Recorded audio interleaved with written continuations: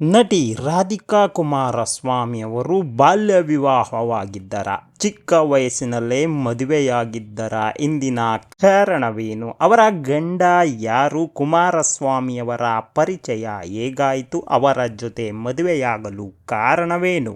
ಇದ್ದಕ್ಕಿದ್ದಂತೆ ರಾಧಿಕಾ ಕುಮಾರಸ್ವಾಮಿಯವರು ಚಿತ್ರರಂಗದಿಂದ ದೂರ ಉಳಿದಿದ್ದು ಏಕೆ? ರಾಧಿಕಾ ಕುಮಾರಸ್ವಾಮಿಯವರ ಕುತೂಹಲಕಾರಿ ವಿಷಯಗಳ ಬಗ್ಗೆ ತಿಳಿಯೋಣ ಬನ್ನಿ ಬಂಧುಗಳೇ.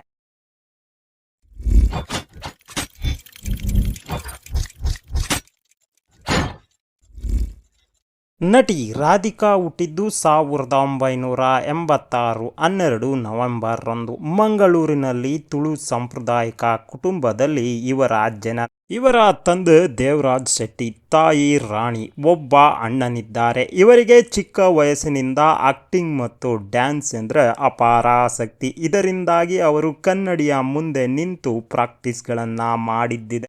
ಇವರು ನೀಲ ಮೇಘ ಶ್ಯಾಮ ಅಂತಕ್ಕಂತಹ ಕನ್ನಡದ ಸಿನಿಮಾ ಮೂಲಕ ಕನ್ನಡ ಚಲನಚಿತ್ರಕ್ಕೆ ಎಂಟ್ರಿ ಕೊಟ್ಟರು.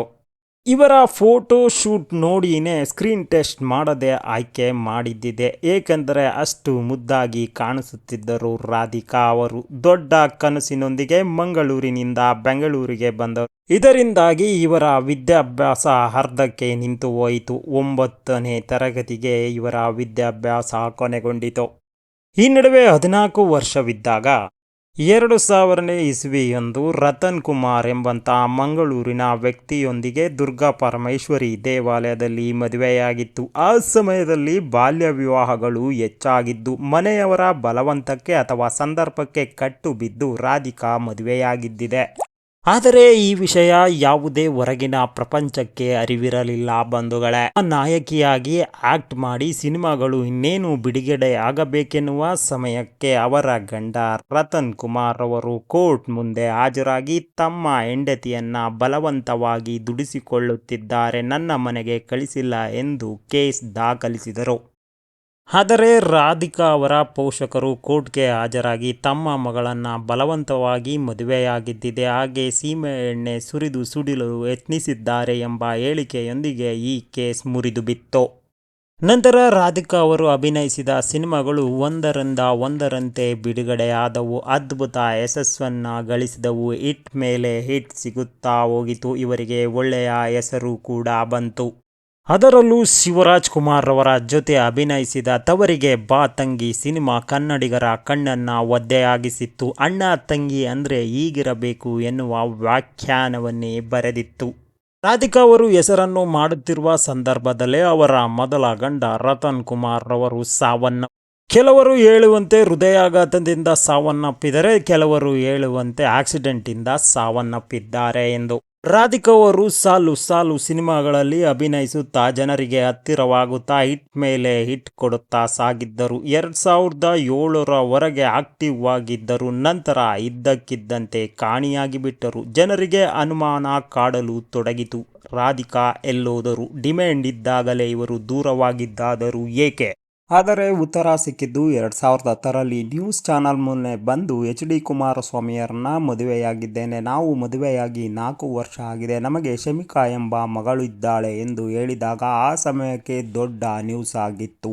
ಆದರೆ ವಕೀಲರೊಬ್ಬರು ಕುಮಾರಸ್ವಾಮಿಯವರು 2ನೇ ಮದುವೆಯಾಗಿದ್ದಾರೆ, ಇದು ಕಾನೂನು ಬಾಹಿರ ಎಂದು ಕೇಸನ್ನು ಬುಕ್ ಮಾಡಿದ್ರು. ಆದರೆ ಈ ಕೇಸ್ಗೆ ಬೇಕಾದಂಥ ಸಮಂಜಸವಾದ ಯಾವುದೇ ಸಾಕ್ಷಿ ದೊರೆಯದೆ ಈ ಕೇಸ್ ಕ್ಲೋಸ್ ಆಯಿತು.